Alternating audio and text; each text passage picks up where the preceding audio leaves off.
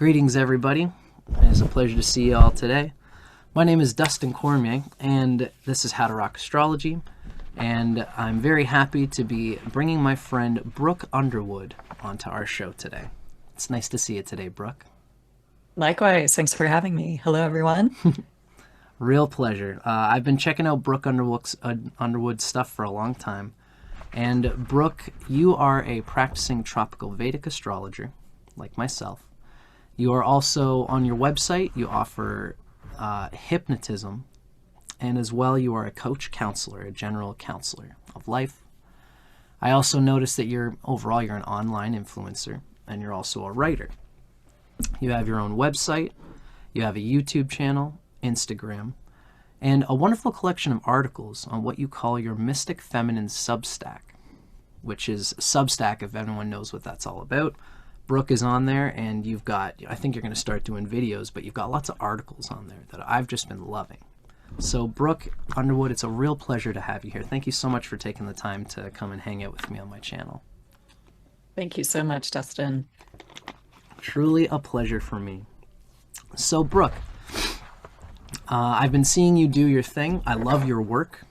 I was talking to you before we started that I think you and I have a very similar idea of things. It's very cool that you are a nerd about the work that you do, just like I am.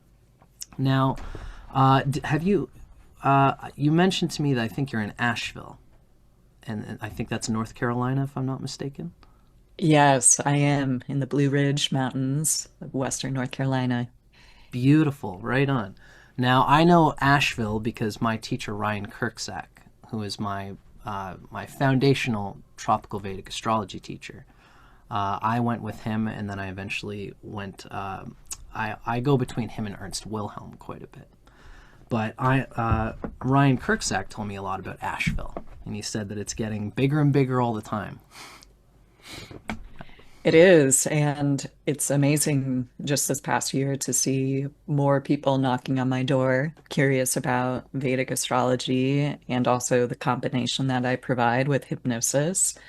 So it's been the perfect locational, I feel, astrology move that I made moving here 4 years ago, as it's right on my moon sign, which is very close to a career point, and things are ripening right now. I'm very grateful for the in-person response because, as you probably feel online, it can feel a little detached. We do our Mm-hmm. best with Zoom, but being in person, divining for someone else, and being able to really pay attention to the omens before the session or during the session or after the session with the whole process of driving or walking there and just listening to the field has really enriched the whole process for me lately. So I'm very grateful for the community here. Wow, that's amazing. I think that is a dimension of astrology and the divining process that I gotta admit that I don't think about enough. I do most of my work online because Hmm. I'm in Canada, and I think I'm probably the weird guy out here who's doing Tropical Vedic Astrology. But I know in Asheville you can find a lot of people and meet them in person and do this kind of work. I find a lot that if I'm ever out somewhere, I think about omens in that same way, and the universe is always talking to us. Hmm. So it's nice that you get a lot of work with people close to you in your locale there in Asheville. Yeah, it's been a prayer I've had for over 10 years when I first started my practice doing intuitive readings in Chicago. I really wanted to have, not just imagining in my mind, a front store, with Mm-hmm. readings and healings. That was wonderful, but something that organically fell into place. And that was uh, really honoring my need for private time, my need for connecting with myself to be in the state to give clear readings and to also just really enjoy um, the connection that we have in person because that I feel like witnessing in person has a different coloring Mm-hmm. of the whole reading that I hadn't really got until the past year and a half of doing so many sessions. Amazing. I think that totally makes sense to me, and I'm glad that you're in Asheville. I'm glad that you have a space where you being a sensitive type of person who can read those things. Because I think different astrologers will be able to think about those things. A lot of them are just going to dig into the chart and say, this is what I see. And that's why they can either do reports, you Yeah. know. At least for me, I try to at least talk to the person heart to heart. Even on a camera is better than nothing, right? Yeah, and I think that's the counseling dimension of astrology. It's just that you're digging in, you're using the inquiry process to get as much insight on the person and then see how the chart responds, see how your own intuitive body responds. There's at Mm, times where I've learned to just forget about the chart and just totally. be in the present moment of this is what's alive in the person. And that's one of the kind of facilitation growth that I've experienced in person as not just a Vedic astrologer, but a hypnotist, be able to trust my own ability to maneuver of, okay, Mm, we have this agenda to be doing a reading for this hour or so, but something else is coming through. mm, And it feels like my spiritual practice has really enabled me to let go of my ego, having so much control of this is what a normal mm. reading should go. This is what people are paying for. This is our pre-existing agreement. And just move, just merge, and maybe be more or less the Pisces Swamsha that I am to facilitate some sort of transformation. Wow. I really see the Pisces Swamsha in you with this approach that you have. It's very refreshing to me because I think a lot of people move into astrology thinking that if I read enough about my Scorpio sun, that I'm going to know everything I need to know about myself. Mhm. And then you move into the space of an intuitive astrologer like you're not just an astrologer at this point, you're a sort of intuitive counselor in this way. Energy worker. Yeah, right, Hmm. right. And it's incredible to know that probably a lot of I often say astrology is a map, but the territory is its own animal. And Mm. so for you to be somebody who can read that territory, to read the sensations of a moment, Hmm. I think that's what the world of astrology needs to get into its sensational roots in this way a little bit, I think.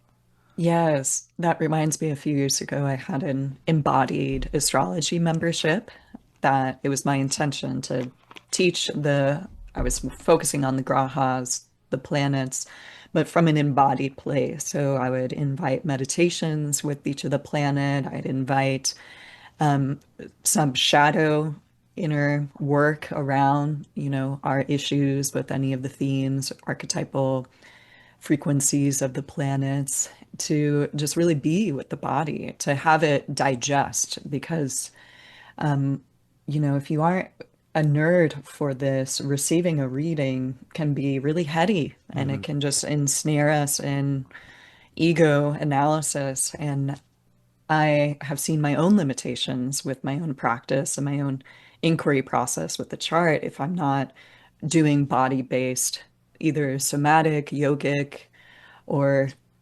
hypnotherapy type of processes to then digest any blocks that I'm picking up that, of course, are for me and in the tropical Mm-hmm. vein of astrology, I think for all of us, are really illuminated with the avastas and being Mm-hmm. able to Cool. use the avastas as this work of alchemy in digesting the pain and the wounding that they often have so we can bring them into an exalted state. Mm-hmm. Beautiful, just even to experience them. You Yeah. know, I t- Yeah. Yeah. just to Live the Avasta, really be with that, beat up Saturn karma and not avoid it or feel like it's creating, a victim, but to be with that story in the body and to bring more of that empathy and witnessing so that it can begin to shift. and to be realized. That's amazing, Brooke. I think for everybody watching, most of the folks who watch my channel, I often talk about the Lajitati of Ashtas. Ernst Wilhelm is really big on them. But an avashta basically means a condition. So any condition of the planet that you can see through Tropical Vedic Astrology, it's one thing to know it and to have that heady cerebral understanding of it. But it's another thing to sit with that planet, to understand I have this avashta going on with this planet, and then to move through something, if you move through anything related to Saturn, a sense-based practice, a meditation, something black, something that has the texture of Saturn, and to sit with it, experience it, and think, how does my nervous system react to this knowledge? I suppose that combination is a very it's a beautiful thing, and I appreciate you talking about it in this way. Yeah. Sorry, go ahead if you got a response there. I haven't thought of it in this way, Saturn connected to black. And often when we're in the hypnotic journey, we close our eyes and what do we see? But black are these kind of liminal colorings from our eyes. But it is this descent into darkness, a descent, we could say, into the mother or to Kali, Durga, which in my learnings, a lot of esoteric Tantra and Vedic astrology schools, they connect Saturn to Kali and to the Divine Mother, and just being in that pre-womb state of just the bleakness, the darkness, the emptiness, the voidness, and then moving from that place as much as possible with courage and commitment to inner discovery. Right, and presence. It's very cool, Brooke. One thing that I think is worth mentioning here is that I think what you're mentioning here as this connection of the nervous system to the knowledge that we experience with the heady dimensions of astrology, I think it would probably help a lot with what I call the Bali effect. I don't know if you've ever talked with anybody from Bali or from a lot of places where there's sort of an amalgamation of various lineages and traditions of astrology.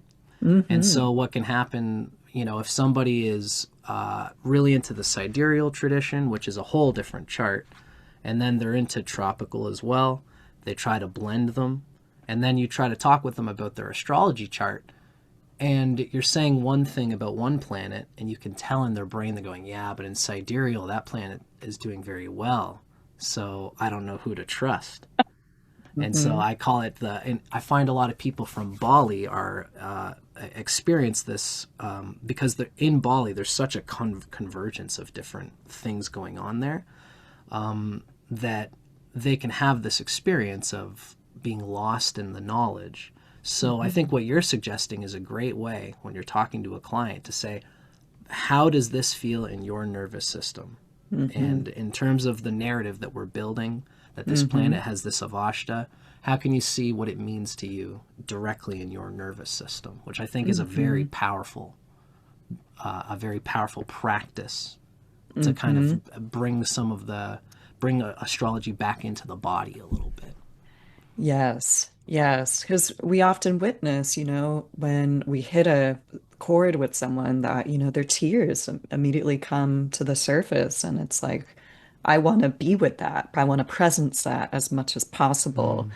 And if I have rapport started, if there's consent that this is going to be a facilitation session that includes guided hypnosis, then I guide from that point. So we don't lose like that presencing that we just, spent our lives cultivating the ability to deliver this insight. And there we are at the edge of a transformation with someone. Like, let's really take advantage of what's coming up and not feel like we don't have any other tools. And I think that's a part of the yogic processing too, of in our own meditation practice and practices, it's our job to really be with the wave of the emotional experiences, at least in my training, and not to squash them back down or say, I'll visit that at a later time, of just being and moving and flowing with that energy as much as possible. And I have to tell you, I feel like Asheville is a little Bali scene because that Mm, is a very I hot feel topic, right. sidereal, tropical. And when I shifted, just this past year, I shifted fully back into tropical using the sidereal nakshatras, the lunar mansions. Beautiful. There has been this kind of kerfluffle of people that have gotten sidereal readings from me and are confused, maybe a Right. little like Right. really triggered and put off by it. Right. And then these rich debates about charts and also at the end of the day, what is useful for Mm, evolution? Can both mm. these systems be correct and can we both utilize them and play with them? But to just develop as much clarity with our body's intelligence at the root is what I try to aim as Right. much as possible. Well, I think it goes to show you that any astrologer is going to be playing with archetypes. You just mentioning the grahas with someone in an intimate situation is going to have a spark of realization. Oh, that's what the sun is. So even if you've been working with people in sidereal for a long time, you being this hypnotist and this person who brings awareness to a person's sensation of being prompted and triggered by this archetypal knowledge, they're going to think, wow, Brooke is really speaking to something in me. When Mm. you switch to tropical, you are it's about. I think Ernst Wilhelm went through the same thing. He had a lot of people coming to him for sidereal. He switched to tropical, and he had his faith that this was the right way to do it, and he followed through it. And most of the folks who were going to him stayed with him because they knew that that Ernst was speaking to their energy field and their nervous system. Yeah, yeah, yeah. And that's uh so grateful for just intuitively the world setting my karmas up for me to find Ernst and start studying with Ernst in I think 2022 when I primarily still had a sidereal Vedic lineage and I've felt the resonance drop. I didn't feel Mm, the aliveness of the healing and transformation. I felt the predictive qualities and good information to have, but sometimes too much information, mm, sometimes limiting information. mm. Um, I have a strong Jupiter in both systems, actually. Cool. So I didn't have a problem with that. Cool. And I want to go beyond, right? The Right. limitations of timelines and karmas and things like this, because I've seen so much transformation in my own life and in the lives of my clients that intent goes so far. Mm. Amazing. I almost want to ask because, I mean, you and I are people who have what seems to me, uh, so we're Westerners. I've been obsessed with astrology for since like 2013, really. I got into it in order to disprove it. I thought it Great. was, right? I thought it was stupid, and I wanted to prove to all these idiots that this was a stupid thing. So I started reading about Scorpio, and I've got a lot of Scorpio in my chart. And I read it, and I was like, Hmm. "Oh, okay, maybe there's something to this," right? That's kind of how that went. But I began with Western, Hmm. and a lot of like evolutionary astrology. Hmm.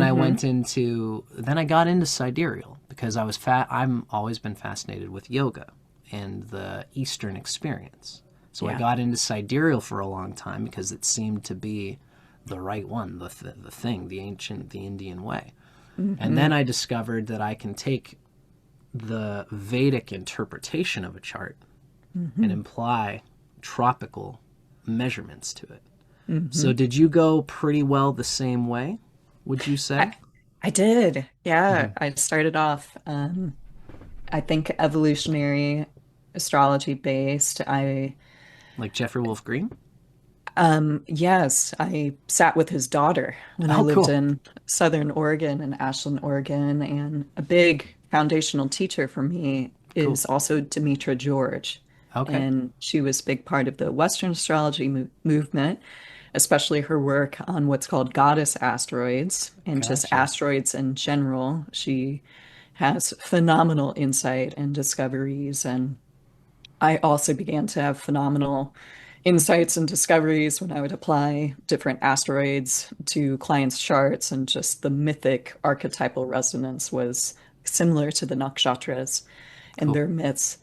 And with Hellenistic learning from Demetra George, I started getting quite good. That's when I started believing like there's a little more to this astrology. As I was also a skeptic, I was a journalism major in college, and I didn't believe in astrology. I thought the sun sign was cool, Mhm. but I thought people took it too seriously. So I was a little skeptical at first, but then I kept on having these intuitive experiences and starting to apply myself as an intuitive, and using astrology as a modality just gave me feedback that there's something in here that I have as a skill in this arena. So how do I find the skills? How do I find the roots?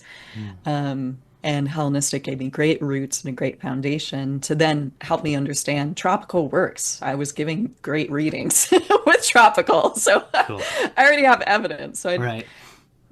I got a little drunk on the purity of sidereal astrology. I think that's part of the Indian Vedic culture, Mhm. Mhm. of just, it's a thing where you feel like the preciousness of something preserved for so long, and there's a sense of uh, power and authority and respect for that. So I noticed definitely my ego participating in that. And then I noticed how it lost the spirit of my practice. And so that I needed to help myself get out of that. And through Ernst's membership and teachings, I rebirthed my practice. Amazing. I so appreciate you saying everything that you've said. I think everybody who has gone through and tasted that authoritative feeling of jyotish, it can you can kind of take all of the um, all of the historical fixins wholesale, you know, whereas the history of what jyotish has gone through does not necessarily reflect the sort of eternal essence that jyotish is. We could Hmm. say jyotish itself. I often think about the fact that it's a miracle that we're born on a planet like Earth where we have 7 grahas that reflect the rainbow rays of the chakras. And I think there's probably planets and galaxies trillions and trillions of light years away that have the planets spinning in the same way. A Mars that reflects Aries and Scorpio, a Venus Mm. that reflects Taurus and Libra. And it's jyotish is eternal in this way. But how humans discover it through history and interpret it through history, through Indian jyotish history, it's good Mm. for us to be discerning about that. I think that's one thing that Ernst has done a good job in teaching us because he's very, he is of course of that eternal sense of jyotish, but he reads the Sanskrit and he has his eye on how what has been written has gone through what it went through in history. And so Hmm. I can relate to you in that way with what you're saying of having to take that moment of digesting what does this authoritative power mean to me and what is its Hmm. essence, Hmm. right? Hmm. Now, so you are a tropical Vedic astrologer, and I've got a little questionnaire that I had picked up, and it looks like we've gone through a lot of what I wanted to ask. Obviously, maybe I'll ask this.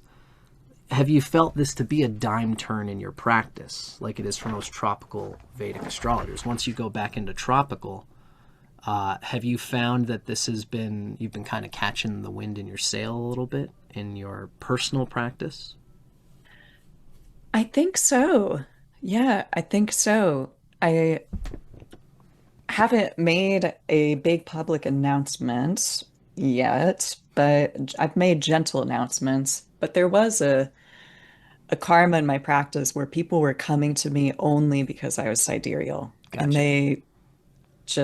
it was pretty cool. It was just referral after referral after referral. Maybe the Bali type of people Mm-hmm. that they're done with their tropical chart. They want to hear the sidereal story, and I was there. Right. Cool. Cool.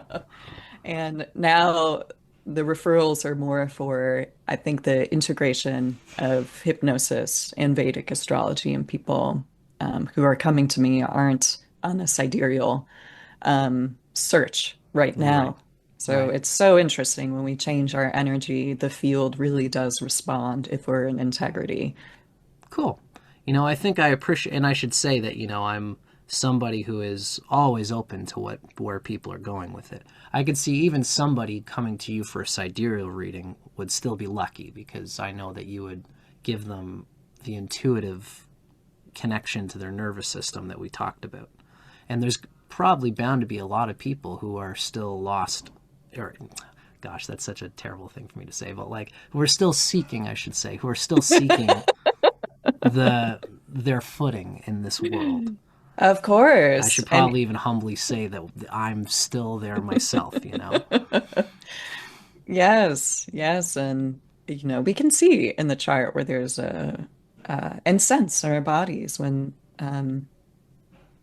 say someone with a Jupiter K2 placement, Right, right. there's going to be a tendency to constantly search and to just get self-assurance of what is the right path, what is the right philosophy, what is the right religion, and not really digest their own Jupiterian experience. And we're all working out our karmas in different ways. Totally. Yeah, you got that right, Brooke. And I think as long as a practitioner can find some way to penetrate into the consciousness of a person, I think that that's really at some level, we are all coming into the heart, into the Yeah. heart field, and allowing someone to reach their hand into our heart and say, how does this feel? How does this feel? What's this connected to in your childhood? Ultimately, that's the tricky, yucky stuff that we're all probably coming to when it comes to energy work in this esoteric field, Mm-hmm. Mm-hmm. right? Yeah. And for me, that gets me excited. And for my own inquiry in how I'll be teaching more jyotish over the years is just teaching the foundation so strong that it can be adapted with any energy work, any counseling modality Cool. in this really simplified, powerful way. As I've just noticed, the more and more simple that I get, the better the clarity I have as an intuitive, and usually the more accurate I am in delivering a session. So my own personal experience being, of course, the subjective gateway to potentially train others who also have this way of counseling. Cool. I'm learning as time goes on that astrology is an art and a science, or a science and an art.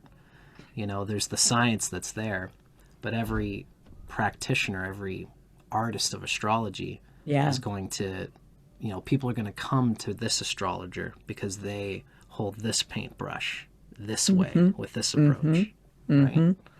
Yeah. Something I'm interested in is that, we've talked a lot about how on the end of the practitioner, the astrologer, there is all these different approaches that can be taken. And I think it's worth thinking about how there is also a lot for the client to apply themselves to that will allow them to absorb more from each individual astrologer.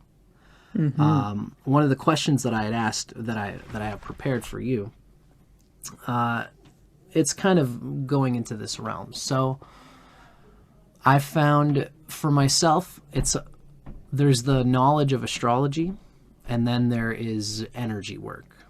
And a lot of the times I can do, when I've ever done anything related to like shadow work, any kind of, I went out with a gal for a long time and she was into Tantra. Mm-hmm. Beautiful, beautiful person. We're still very good friends.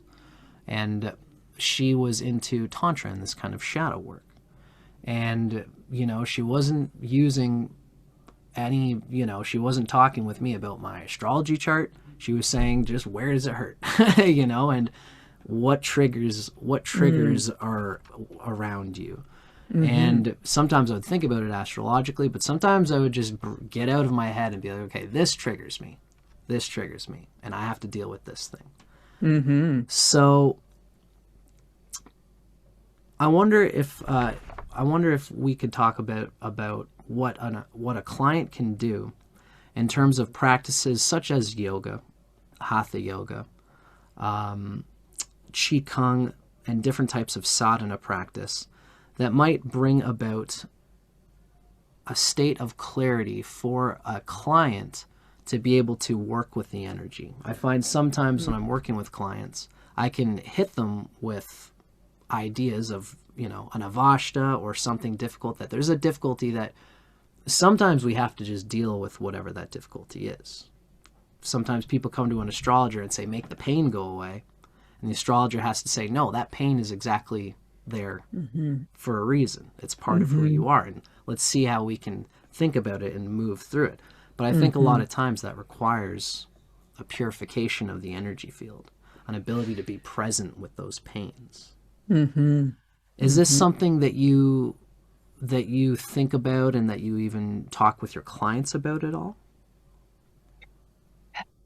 I tend to speak similarly, if not very much in the same vein that you described, because it is a kind of obscure element of the practice. So you're putting it into words beautifully. And I seem to describe this for longer term clients where we have a couple sessions in a package. I'm like, all right, this is going to be how the energy is moving. This is going to be how it's triggering. And this is a tool, or these are some tools for integration.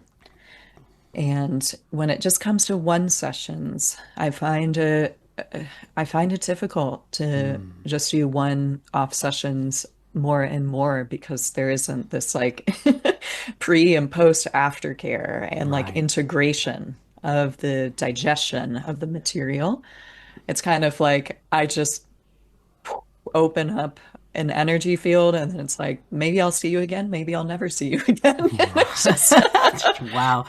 and it's almost this, I mean, the performer in me kind of likes that. It's just like, all right, let's like be in the presence. Let's be in this story that we're both creating together. And then you'll be able to reflect on the story whenever you want and integrate the story, almost like taking a little, medicine in some way, plant medicine in some way. But I find that the longer integration is what really grounds the nervous system. And yoga nidra is one of the top things I ask my clients to do into Cool. practice if they're not interested in using hypnosis, at least going into the depths of yoga nidra and the body-based practice of just being in shavasana.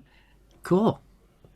That's amazing. And I love that idea that I love the idea that you could do longer sessions, and throughout those longer sessions, you're bringing up to this person that you've done this groundwork, you've provided a foundation for them to understand and see the work that they have to do, Hmm. and you've provided them with tools, with instruments, Hmm.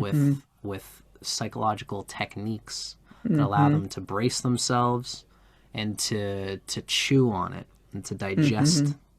whatever that Hmm. work is. Hmm. I think that, I mean, again, obviously, as people doing what we're doing, I think people are going to come to us and they're going to ask us, I want a session, just one. I just want to know what's going on with me. Yeah. And in a session like that, it's a real art in itself to see, okay, so I see what this person's going through. The next question is, how how much of this person am I going to show to themselves that they Hmm. can really take, that they can Hmm. really digest. Hmm. That is a game that we have to play in the moment of the session. Hmm. Hmm. Oh yeah. Yeah, this comes up so much. Even last night, I had two sessions yesterday. I was reflecting. I was like, did I go too far there? Was that too much? Too fast? Was I not reading the like at capacity enough. And Mm, these are things that go through my mind a lot. It might be because my sixth house energy of just like perfecting how I help mm, people overcome obstacles. But that is a great question. That art of sensitive facilitation and just knowing mm, when there's too much or too little. And I think that's very apropos with our own nodes or K2 mm. Rahu. What's too little? What's too much? Where can Right. we be in harmony? And where is it appropriate to be a little too much? Where is it appropriate to be a little Softer. less than usual? Mm. And I think that's part of the art. For sure. And I think that it's again, it's a blessing to be working with someone like you or talking with someone like you who has this sensitivity as a foundation for what you do. I think that maybe it's a Pisces Swamsha thing because I'm Virgo Swamsha, and I think that we both can sort of feel maybe these mutable signs have this Mm, human are really reaching our fingers into the human element of mm, a session, mm, right? hmm. Which can be tricky. It almost takes a fusion of their energy field, Hmm. which can be tough when you're seeing a lot of clients. Yeah. Yeah.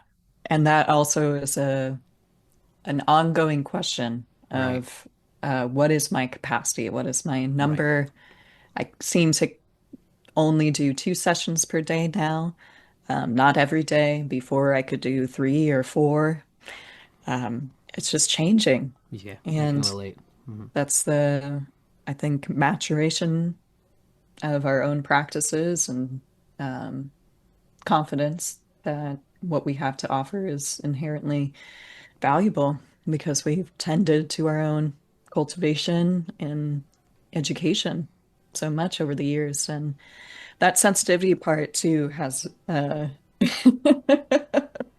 I don't know what other career, right? As astrologers, it's just like, what else would we be doing? Yeah, Like, yeah, and yeah, yeah, using yeah. our sensitivity and our perceptiveness in the way that can really be of service to others. I think the only career I could see having is like working as a private investigator for like the Right. local police or Yeah, something yeah, like yeah, that. yeah. Having that touch, yeah, yeah, that sensitivity, or like a Uh-huh. like a music or dance teacher or something. Right. Yes. Yeah, Hmm. that's very interesting. I could see how that subtle sensitivity, and it's important for every astrologer to digest that in their own sense, to figure out Hmm. where they sit and where they fit in it. Yep. I often think of the backside of Leo is Aquarius, and so that ability to rest is what really allows you to go and tackle the biggest Yeah. gazelle, the biggest giraffe, right? Instead of Hmm. getting 10 tiny gazelles, you want to focus on getting one big giraffe and making it Yeah. mean something when you do a Yeah. session, right? Hmm. Amazing, Brooke. I can totally relate with you on that. Now, I wanted to ask you. I think one of the questions that I have here is you wrote in one of your Substacks. I think it's worth me saying, by the way, that I love your writing. I love what you do on the Substack. It's really cool to see everything that you do there. You're very honest, and it's cool to see your mind. I can see that you've got a background in journalism and the way that you put yourself on there. Now, you mentioned that when you became a Vedic astrologer, you experienced a sort of a blessing from the divine feminine form known as Durga. And you've mentioned that you wouldn't be able to hold the karma and power of practicing jyotisha, or Vedic astrology, if it were not for your already established relationship with Durga from sadhana, or ritual practice. So this for me was, I was mentioning that it's good for clients as well as astrologers to ground the energy system, to ground the Hmm. energy field, and even to work with Ishta Devata, which I almost feel is kind of the realm that we're at here. Hmm. Could you inform us a little bit about this story, maybe, and your work with Durga and sadhana, and how it relates to your journey as a Jyotishi and a Vedic yogini? Yes. It's one of my favorite stories to tell. So I had been approaching meditation and practicing meditation for a couple years. I had the good fortune of The first therapist that I went to, I only saw for 3 sessions in the middle of Missouri, which is where I lived during and after college. He gave me two CDs, one meditation and one hypnosis. And I did them, and I started having profound shifts and strengthening of my consciousness. And so I really got into Buddhism, and I did a Vipassana 10-day meditation retreat in California. I think I was 23. And I had these deep experiences that opened me up to the potential of psychicism and clairvoyance and me being empathic, intuitively primed for being able to pick up energy and read energy. When before I had no idea this existed. I didn't know how to own this gift that I was discovering. I was skeptical about it also. So I decided, well, I'm just going to meditate as much as possible and practice meditation and try to find meditation groups. And it was around the time I was working in a clairvoyant training. It was either right before or it happened afterwards where I was meditating in a tiny, tiny room in West Side Chicago that I had this feeling, this sense, and just knowing that God is a dark woman, that God is a black goddess of sorts. And I thought, huh, I don't know about this black goddess stuff. And immediately I started researching, like, what is Cool. black goddess? And I found the Black Madonna and I found Kali. And I didn't know about either of these two. Whoa. And so I immediately started doing research as much as possible of like, this must be important. Like, I've never considered God as a feminine aspect with Judeo-Christian reality in America. We're primed to see the image of God being masculine and there just being, Light. One. yes, yes. And yes, the singularity of religion. And it took me on this big journey of learning about all different goddess traditions cross-culturally, of attending and being part of various mystery schools devoted to the goddess, cross country, just traveling to Mm. different teachers, figuring out like who had this insight on this dark goddess. Dope. That's And amazing. and eventually, I discovered it was within a year or two. I discovered Shakta Tantra, which is Tantra rooted in the divine feminine, in Shakti and Durga and Kali, and that was just, whoa, what is this? And it felt so esoteric. It felt, how do I grasp this? How do I learn this? I got some books. I did my best, but it wasn't until I sat with my teacher in Venice Beach, California. I think it was 2019, beginning of 2019, that I really got to be in practice with Kali, with different forms of Kali and Durga. And that just grounded so much of my excess vata and my fear and my anxiety and my worry of having this very unconventional life. I had so much conditioning around it. You know, I don't come from a family of healers or seers. My mother was intuitive, which I'm grateful for. We shared that. But Cool. it really was an individuation journey that being with these practices helped build my energy body to be able to hold this karma. Totally. Wow, that's amazing, Brooke. I think it's amazing to me that I don't know if you know Ramakrishna. He's also the tropical Pisces Swamsha, and Mm, his whole thing is all of these different religions and spiritualities and ideas. There is a there's a unity to them all, but they hmm all express in all these different ways, which are each valid. hmm One of his big lines is he talks about, there's much buzzing of the bee before it drinks the nectar, but once it's mm, drinking the nectar, it's silent, and mm, everyone gets the drinking of the nectar of the divine experience. There's lots of buzzing before you get it, but then when you get it, there's no need to talk about it. There's no need to, you know what I mean? Well, it's not that there's no need to talk about it, but there's no need to buzz about it when you're drinking it. Yes, yes. And until I really drank from the well of Durga's consciousness, I was searching, I was looking, I was speaking about the goddess. I can see that in my development, and that seeker turned into more of a devotee. Right, right.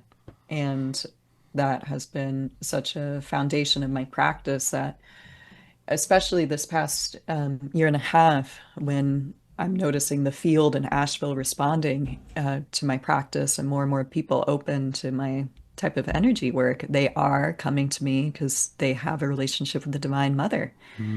And even Durga in some little way or form. Maybe they've done a few yoga retreats. Maybe they've chanted kirtan. Maybe there's just an initiation they felt with ayahuasca, that the Great Mother, they're wanting to merge with her in these different ways. And that has also been this very interesting observation of things coming into surface layer and being named, when this has been quite a private journey for me. Right. So it's beautiful to see the culture changing. And yeah, perhaps it's because of Rahu being in Pisces also. I'm sure that's partly what's going on there for sure. It's probably going to bring you all the best and worst of what you could expect from your own journey, I guess, right? Yes. Cool. But you got to love Rahu for that. It's a way to move you forward for sure. Exactly. Yeah. Even if it looks like a carnival ride, let's go for it. Let's go to the carnival. I'm in. Awesome. I think it's a very special thing. Like, what's on my mind is it's especially wonderful to hear of somebody of this layer of jyotish. I'm thinking of, like, do you know Amma? She's the Great Mother in India. She's a human. She's a person, and she's Amma. And people would come to her and just hug her. No astrology, no counseling. They would hug her, and it would be a lot for her to engage with their nervous system and just say, I feel your darkness. I feel the trouble that you're going through. It's not even something that needs to even be said. It's an energetic exchange. And it was apparently very draining for Amma to do this, but she loved how draining it was. This was her compassionate surrender to the goddess and to the world. And that training of the heart, I think, is a very profound and difficult thing that we all, as people trying to get to that level of heartfelt openness, it's good for us to understand that we all have our limits. If you go out and connect your heart to every person that's out there, it can be a drag. It can be a difficult thing. But this level of the work, I think, is what takes it beyond saying 10 Our Fathers and 10 Hail Marys and hoping that the devil's going to go away from you. That the monotheistic Judeo-Christian attitude often is about dealing with ills and difficulties. This is bringing it into that energetic heart field, a real energetic experience and resonance. Yeah. And I think it's amazing that you are a flagship for that. I think it's very important, and I applaud you for it, Brooke. I think that's awesome. Thank you so much. You totally deserve to hear that. Now, Brooke, my friend, I think I could talk with you forever, and I would love to. But I think that for today, I think that we've given our viewers quite a little bit to think about. How about you? Do you think that this is a good session for today? Do you have any other thoughts before we end with this video? I do not. Cool. Awesome. Well, I'm very glad that I got to hang out with you today, Brooke. So everybody, for everyone who's watching, Brooke Underwood is, like I said, a tropical Vedic astrologer, hypnotist, and coach counselor. And I'm going to put some details about your some of your website and all the ways that people can connect with you in the description box of my YouTube video below. And thank you so much, Brooke. It's really been nice hanging out with you and to discuss the great emerging science and art of jyotish with you on my channel. Likewise. Thanks so much for having me and being a colleague in this niche of the world. Very happy to have it with you here. Now, Brooke, I figure maybe I'm going to end my video here, and then I'll say goodbye to you in person. For everybody watching, thanks so much for hanging out with me and Brooke today. It's been a real pleasure. See you guys in the next one.